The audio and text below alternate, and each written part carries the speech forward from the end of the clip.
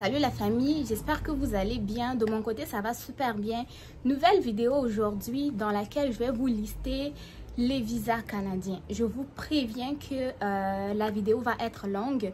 Pourquoi est-ce que j'ai décidé de parler des visas canadiens? C'est parce que quand vous me posez des questions, que ce soit inbox dans les commentaires ou autre, vous me demandez quelle est la durée de traitement du visa canadien, comment avoir un visa canadien. Or, il n'y a pas un seul visa canadien, mais il y a plusieurs types de visas canadiens. Donc, j'ai décidé de lister, de faire une liste des visas canadiens par rapport à chaque catégorie. Parce que oui, il y a des visas, mais ces visas-là sont répertoriés dans des catégories. Donc, si vous êtes intéressé par la vidéo, je vous recommande vraiment de la regarder du début jusqu'à la fin parce que je vais vous donner et la catégorie et les visas qui sont inclus dans la catégorie afin de vous permettre d'être mieux, mieux informé. Comme ça, quand vous allez parler de visa, vous allez savoir, ah, je parle de tel visa. Et comme ça, si la vidéo obtient plus de likes, plus de commentaires, je vais faire maintenant une vidéo pour chaque visa. Donc, on va en avoir des vidéos et des vidéos, quoi. Donc, sans plus tarder, si tu n'es pas encore abonné, fais-le, active la cloche de notification et partage cette vidéo. Que cette vidéo puisse aider plusieurs personnes qui sont perdues. Ah, mais quel visa et tout. Le but, c'est vraiment vous donner plus d'informations sur les types de visas. Donc, sans plus tarder, on va commencer par les visas de résidence temporaire. Quand on parle de résidence temporaire, c'est que tu viens au Canada pour une certaine durée et à la fin, tu retournes chez toi. Donc, séjour temporaire, c'est un séjour qui a une durée. Donc, on va commencer par le premier visa, c'est le visa visiteur ou visa touristique. C'est pour les personnes qui veulent venir visiter le Canada et ensuite de ça retourner chez eux. À part le visa visiteur, il y a aussi le super visa. Le super visa, c'est pour vos parents, vos grands-parents qui sont à l'extérieur du Canada et qui veulent venir vous visiter. Ce type de visa aussi fait partie de la catégorie des visas de résidence temporaire. En dehors de ce visa, nous avons aussi le permis de travail. Et pour le permis de travail, nous avons deux types de permis de travail. Nous avons le permis de travail fermé et le permis de travail ouvert. Le permis de travail fermé vous permet de travailler pour un seul employeur au Canada. Alors que le permis de travail ouvert vous permet de travailler pour plusieurs ou l'employeur de votre choix en fait. Donc, quand vous avez un permis de travail ouvert, vous pouvez même avoir deux boulots. Vous n'êtes pas uniquement limité ou coincé avec un seul employeur. On a aussi le permis d'études. Le permis d'études, mais c'est le permis ou le visa étudiant que vous appelez, c'est le permis d'études. Le permis d'études, c'est ce permis-là qui permet à un étudiant international de venir étudier au Canada et la personne et le permis d'études, va avoir la même durée que la durée du programme d'études de l'étudiant. Donc, si l'étudiant est venu pour une formation de 3 ans, son permis d'études ou son visa étudiant va avoir une durée de 3 ans. Si jamais au cours de la formation de l'étudiant, il y a certains cours qui ont échoué et que finalement, le visa va expirer avant la fin des études, avant la fin de la formation de l'étudiant, l'étudiant peut demander un prolongement de son permis d'études. Nous avons aussi dans la même catégorie des visas de résidence temporaire, le visa de transit. Le visa de transit, c'est le visa qui est octroyé aux personnes qui vont dans une autre destination, mais qui doivent transiter par le Canada.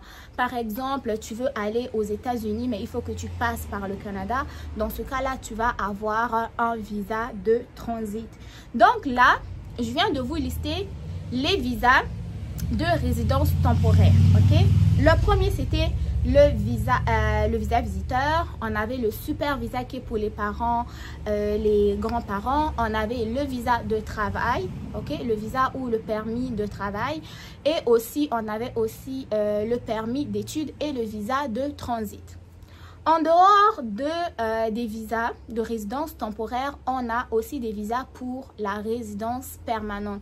Qui dit résidence permanente, qui dit rester au Canada pour une durée indéterminée, avoir presque les mêmes droits que les citoyens canadiens en dehors du droit de vote ou du droit d'avoir des engagements au niveau politique. Ok, tu peux, oui, travailler pour un député ici, député sénateur, mais tu peux pas te présenter aux élections ou aller voter. Il y a aussi certains emplois que tu peux pas faire lorsque tu es résident permanent, mais tu restes pour une durée indéterminée sur le territoire canadien. Donc, au niveau des programmes de résidence permanente, il y a plusieurs catégories.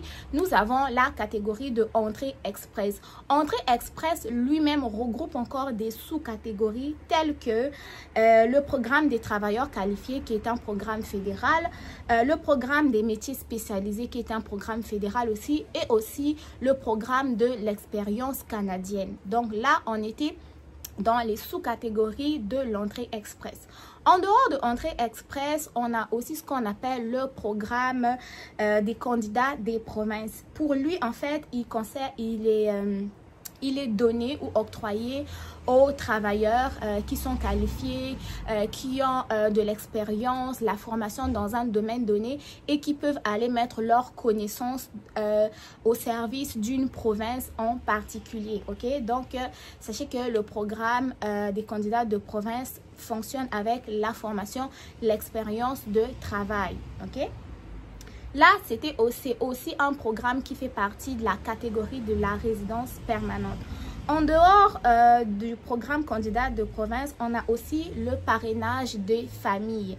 Donc, sachez que un résident permanent, un citoyen canadien ou une personne autochtone, un résident permanent, un citoyen ou une personne autochtone ici au Canada peuvent parrainer une personne qui est à l'étranger venir au Canada comme résident permanent. J'ai dit comme résident permanent, ok? Donc, ça, c'est les seules personnes qui peuvent parrainer, dans le cadre de la résidence permanente. Les résidents permanents, les citoyens canadiens et les personnes autochtones. Ça aussi, ça rentre toujours dans la partie résidence permanente. En dehors du programme parrainage de la famille, on a aussi les visas de démarrage d'entreprise.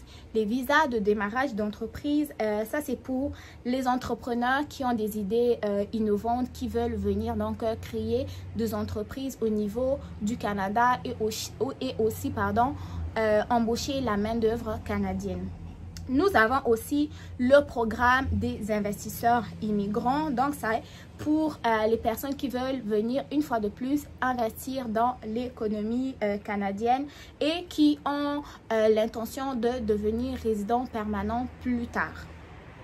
Nous avons aussi le programme d'entrepreneurs, le programme des travailleurs autonomes qui rentre également aussi dans la catégorie des visas de résidence permanente.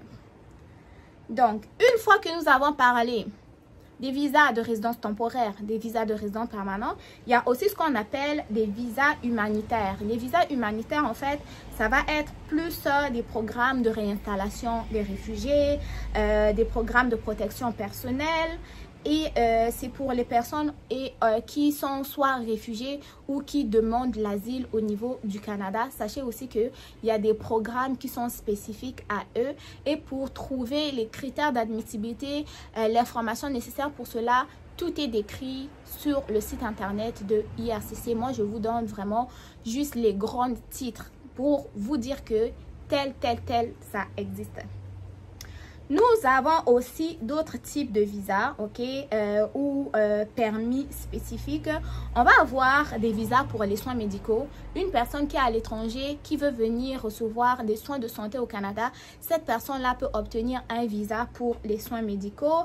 Il va avoir aussi ce qu'on appelle les permis de travail, vacances, travail, ok. qu'on abrège PVT. Je pense que j'ai déjà abordé ce type de visa-là dans ma vidéo. C'est pour les jeunes de certains pays qui veulent venir passer les vacances au Canada et travailler en même temps. Et généralement, les pays africains ne sont pas concernés aux dernières nouvelles. C'est plus les étudiants belges, les étudiants français, parce que leurs pays ont comme signé des ententes avec le Canada, le Québec et autres. On va avoir aussi un autre type de permis. On va avoir un autre type de permis ou de visa. Mais c'est plus un permis parce que lui, il est octroyé aux personnes qui sont déjà sur le territoire. C'est ce qu'on appelle le permis de travail post-diplôme. Ça, c'est pour les étudiants qui sont venus, ont reçu leur formation, ont terminé leur formation. Là, maintenant, ils ont besoin d'un permis ou d'un visa de travail pour pouvoir rester travailler dans leur domaine d'études. On va avoir aussi ce qu'on appelle les permis de travail intra-entreprise. C'est pour les employés transférés au sein de leur entreprise de bureau à l'étranger vers une filiale au Canada. C'est-à-dire que leur entreprise, par exemple au Gabon, leur a transféré dans les bureaux qui sont localisés, par exemple ici au Canada. Il y a aussi un type de visa qui est propre à eux. Il y a encore un autre visa qu'on appelle visa pour les travailleurs agricoles, ok? Visa pour les travailleurs agricoles, ben, c'est comme le nom l'indique, c'est pour des personnes qui vont venir travailler temporairement au niveau des entreprises agricoles pour la cueillette des fruits et légumes et d'autres tâches connexes. Mais c'était juste pour vous dire aussi que c'est aussi un type de visa qui existe. Donc, la vidéo finalement n'a pas été longue. J'espère que je n'ai pas parlé trop vite. C'était juste pour vous dire que quand vous posez la question sur le délai de traitement du visa canadien, combien coûte le visa canadien, il n'y a pas qu'un seul visa canadien. Il y a plusieurs types de visas comme je viens de vous les lister dans cette vidéo. Il y a des visas pour résidence temporaire, il y a des visas pour résidence permanente, il y a des visas pour les soins médicaux, il y a des visas pour les entrepreneurs, il y a des visas pour les réfugiés, pour les demandeurs d'asile. En fait, il y a plusieurs types de visas. Donc, lorsque vous faites des recherches, ayez une idée spécifique de quel type de visa est-ce que vous parlez, de quel type de visa est-ce que vous voulez apprendre davantage. Mais il n'y a pas qu'un seul type de visa, il y a plusieurs types de visas et dans les vidéos à venir, on va essayer de décortiquer les critères d'admissibilité de chaque visa, mais à condition que vous puissiez manifester votre volonté sous cette vidéo. Soit vous commentez, vous mettez des likes, soit on arrive au moins à 200-300 likes là. Je vais prendre mon temps d'aborder au moins un visa par semaine, pourquoi pas. Donc, portez-vous bien. Ma petite vidéo avait juste pour but de vous informer sur les types de visas qui existent sans pour autant entrer en profondeur. Si vous avez des questions, n'hésitez pas à poser dans les commentaires. Moi, je vais essayer de vous mettre mon petit résumé en barre de description d'informations. N'oubliez pas de vous abonner, de liker, de partager. On se dit à très bientôt pour de nouvelles vidéos. Bye bye!